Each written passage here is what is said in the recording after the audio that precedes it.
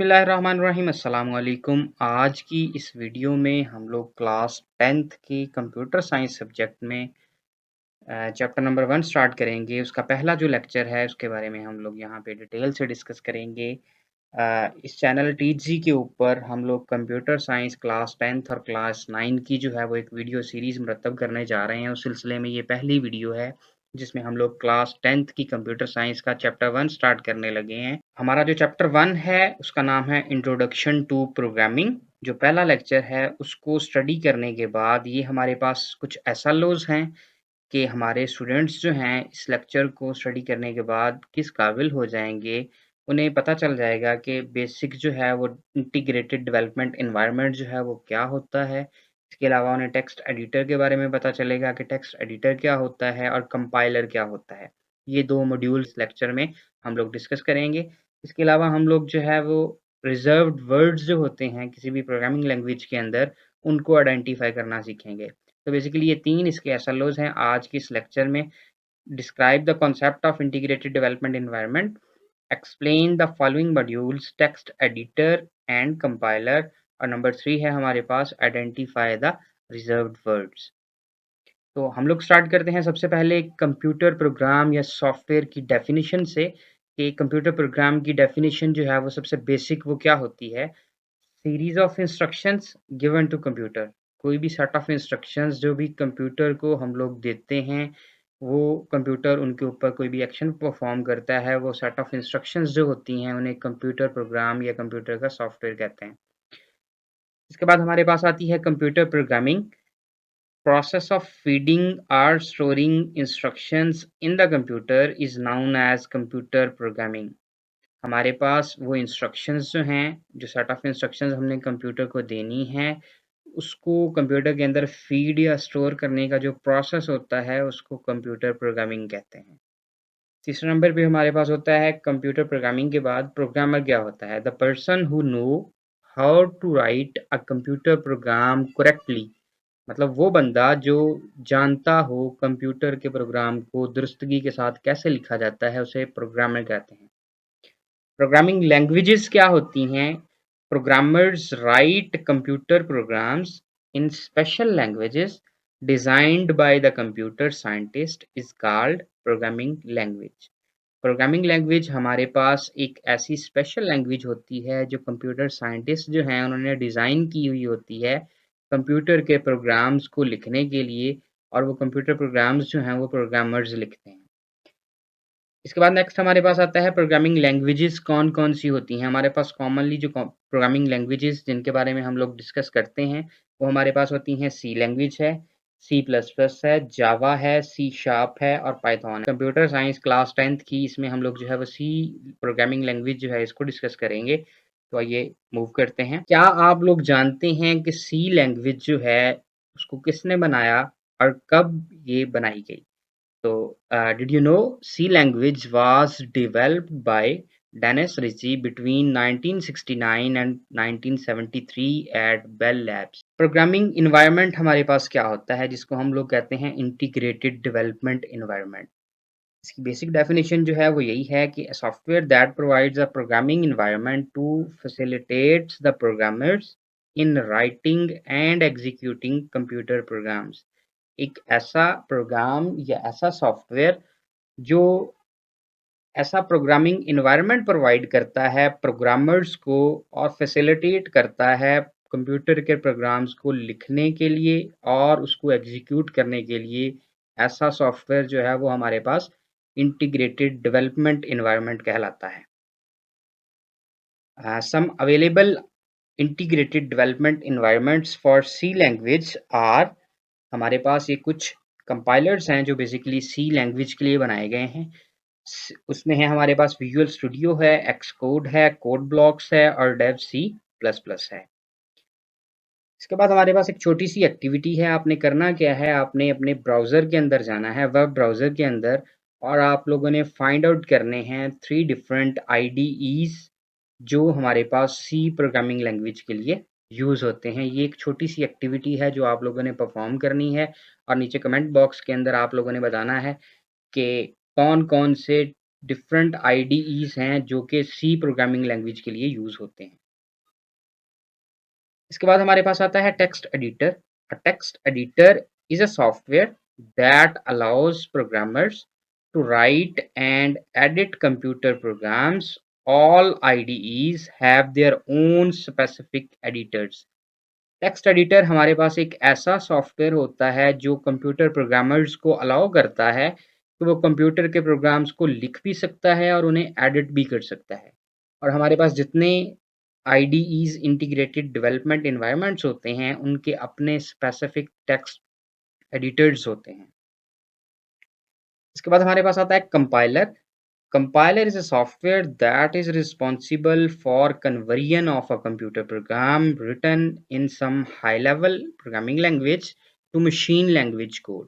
अब बेसिकली होता क्या है कि जो ह्यूमन बीइंग्स हैं वो हाई लेवल प्रोग्रामिंग लैंग्वेज को समझते हैं, लेकिन जो कंप्यूटर है वो मशीन लेवल लैंग्वेज या लो लेवल लैंग्वेज को समझता है। वो बेसिकली हार्डवेयर है तो वो 0 और 1 की फॉर्म में जो डाटा उसको दिया जाता है वो उसको कन्वर्ट करता है 0 और 1 की फॉर्म में, बाइनरी फॉर्म में, लो लेवल लैंग्वेज में, और उसके बाद उसको समझता है।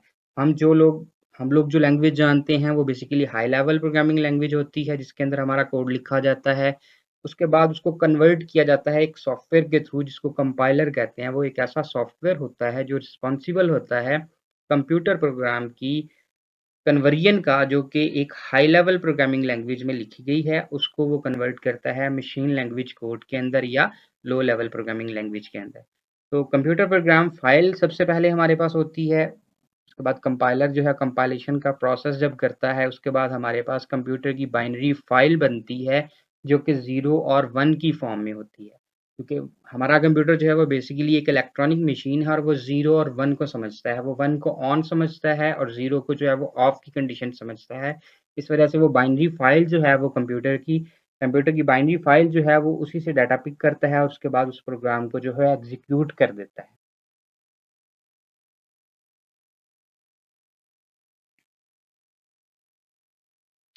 प्रोग्रामिंग बेसिक्स क्या होती हैं? Each programming language has some primitive building blocks and provides some rules in order to write an accurate programme.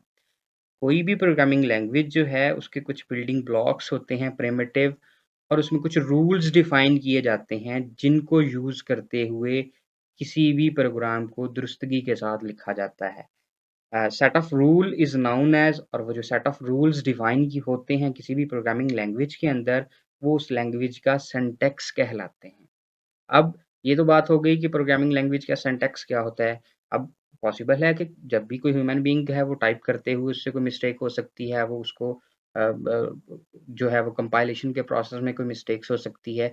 जब भी वो उन सेट ऑफ रूल्स को डिसोबे करता है या उनकी लिखते हुए उनको प्रॉपर्ली अप्लाई नहीं करता, तो हमारे पास कोई ना कोई एरर ज़ाहिर होना चाहिए। तो वही यही बात बता रहा है कि if proper syntax or rules of the programming language are not followed, the program does not compiled. In this case, the computer program, in this case, the compiler generates an error. This kind of error is called the syntax error. तो ये वही बात है कि जब भी उन rules को फॉलो नहीं किया जाता, वो जो सिंटैक्स होता है किसी भी प्रोग्रामिंग लैंग्वेज का, जब उसको फॉलो नहीं किया जाता प्रोग्राम लिखते हुए, तो हमारे पास जो है वो एक एरर जनरेट होता है और उस एरर को कहते हैं सिंटैक्स एरर। इसके बाद अगला टॉपिक है हमारे पास रिजर्व्ड वर्ड्स। रिजर्व्ड वर्ड्स क्या होते हैं? वो कुछ ऐसे मखसूस अल्फाज होते हैं जिन्हें किसी भी प्रोग्रामिंग लैंग्वेज के अंदर प्री डिफाइन कर दिया जाता है और उनका कोई ख़ास मकसद होता है, और उस प्रोग्रामिंग लैंग्वेज के अंदर रहते हुए जब भी वो कीवर्ड्स यूज़ किए जाते हैं तो उनका वही पर्पस होता है जो कि उस प्रोग्रामिंग लैंग्वेज के अंदर डिफाइन किया जा चुका होता है। Every programming language has a list of words that are predefined. Each word has its specific meaning already known to the compiler. These words are known as reserved words or keywords. वही बात कि computer की programming language के अंदर कुछ keywords ऐसे होते हैं जिनका स्पेसिफिक मीनिंग जो है वो ऑलरेडी कंपाइलर को पता होता है, और जब भी वो वर्ड्स यूज होते हैं तो उसका वही मतलब होता है जो कि उस प्रोग्रामिंग लैंग्वेज के अंदर डिफाइन कर दिया जा चुका होता है और ऐसे वर्ड्स को कहते हैं रिजर्व्ड वर्ड्स या keywords. If a programmer gives them a definition of its own, it causes a syntax error. वही बात कि जब भी कोई प्रोग्रामर जो है उन अल्फाज को वो जो रिजर्व्ड या कीवर्ड्स हैं उनको जब अपना मीनिंग देने की कोशिश करता है तो हमारे पास एरर आता है और वो एरर कौन सा आता है वो वही सिंटैक्स एरर आता है क्योंकि हम लोग पीछे पढ़ चुके हैं कि सिंटैक्स एरर एक ऐसा एरर होता है जो कि किसी भी प्रोग्रामिंग लैंग्वेज के जो बेसिक सेट ऑफ रूल्स होते हैं उनको जब डिसओबे करता है प्रोग्रामर, उनको फ़ॉलो नहीं करता, तो हमारे पास जो है एक एरर वाक़या होता है और वो वही सिंटैक्स एरर होता है। तो यहाँ भी वही बात बता रहा है कि जब भी वो कोई रिज़र्व्ड वर्ड्स को अपना मीनिंग देने की कोशिश करता है, इट मीन्स कि वो सेट ऑफ रूल्स को फ़ॉलो नहीं कर रहा। वो उन रिज़र्व्ड वर्ड्स जो हैं वो उसमें डिफ़ाइन ऑलरेडी किए जा चुके हैं, वो उनको फ़ॉलो नहीं कर रहा, वो अपना मतलब देने की कोशिश कर रहा है, तो वो एरर आता है और उस एरर को कहते हैं सिंटैक्स एरर। सी लैंग्वेज के अंदर हमारे पास कुछ रिजर्व्ड वर्ड्स जो हैं वो एक टेबल की सूरत में आपको दिखाए गए हैं। ये कुछ जो हैं वो रिजर्व्ड वर्ड्स हैं जो कि सी लैंग्वेज के अंदर ऑलरेडी प्री डिफाइंड हैं। ऑटो है, डबल है, इंटीजर है, स्ट्रक है, एल्स है, केस है, फ्लोट है, शॉर्ट है, for, goto, if, do, static, while, volatile, default, continue, wide, union, बहुत सारे हैं। ये टेबल आप जो है वो इसको एक दफ़ा ज़रूर देखिएगा कि ये वो रिज़र्व्ड वर्ड्स हैं जो कि सी प्रोग्रामिंग लैंग्वेज के अंदर एज़ अ कीवर्ड यूज़ हो रहे हैं या as a reserved words use हो रहे हैं। आज का लेक्चर जो है वो यहाँ तक हमारा कंप्लीट हो गया। इसमें हम लोग जो है एक दफ़ा अगर इसको रिकॉल करने की कोशिश करते हैं तो सबसे पहले हम लोगों ने हमारे स्टार्ट लिया था इंट्रोडक्शन टू प्रोग्रामिंग के अंदर और उसमें हम लोगों ने एसएलओस देखे थे कि इस लेक्चर को रीड करने के बाद, स्टडी करने के बाद हमारे तलबा जो है वो किस काबिल हो जाएँगे, उन्हें पता चल जाएगा कि इंटीग्रेटेड डेवलपमेंट एनवायरनमेंट क्या होता है। उसके बाद उन्हें टेक्स्ट एडिटर का पता चल जाएगा, कंपाइलर का पता चल जाएगा और रिज़र्व्ड वर्ड्स या कीवर्ड्स का पता चल जाएगा। होप सो कि ये सारे पॉइंट्स आप लोगों को अच्छी तरह से क्लियर हो गए होंगे। अगर किसी भी स्टूडेंट का कोई भी किसी किस्म का क्वेश्चन हो, कोई क्वेरी हो, तो इस वीडियो के कमेंट बॉक्स के अंदर आप मेंशन कर दें, इंशाल्लाह उसको ज़रूर रिप्लाई किया जाएगा। आप ये वीडियो जो है वो टीजी चैनल के थ्रू देख रहे हैं। आप अपना कीमती टाइम देने का बहुत शुक्रिया।